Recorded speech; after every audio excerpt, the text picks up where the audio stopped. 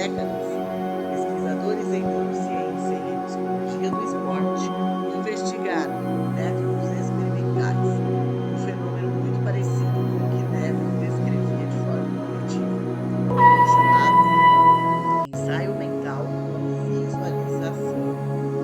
Estudos com atletas de alto rendimento mostraram algo notável quando uma pessoa imagina de forma vívida e detalhada a execução de um movimento físico. Regiões do cérebro relacionadas ao planejamento e à coordenação motora apresentam ativação parecida com a que ocorre durante a execução real do movimento, embora em menor intensidade.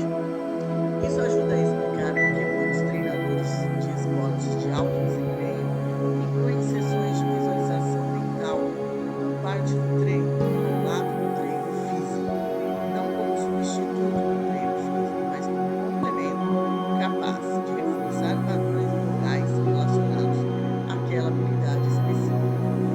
Esse achado se conecta de um jeito quase poético com o que Neville chamava de ato imaginativo. Ele não tinha acesso a exames da imagem cerebral, mas havia percebido através da observação e da experiência prática que ensaiar uma cena internamente parecia preparar a pessoa para vivê-la de fato de um jeito que ia além de mera motivação passageira. Outro campo de pesquisa relevante é o dos chamados efeitos de expectativa.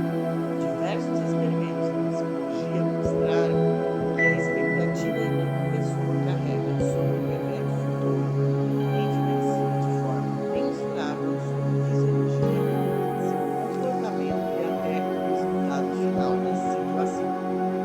Um exemplo bastante estudado é o efeito placebo, no qual a expectativa de melhora, mesmo diante de uma substância sem efeito farmacológico direto, provoca alterações reais e mensuráveis no corpo. Outro exemplo vem de estudos sobre desempenho. Quando pesquisadores induzem de forma sutil expectativa de sucesso ou de fracasso em participantes antes de uma tarefa, o desempenho tende a se mover na direção daquilo que foi esperado, mesmo quando a tarefa é objetivamente igual para todos os grupos.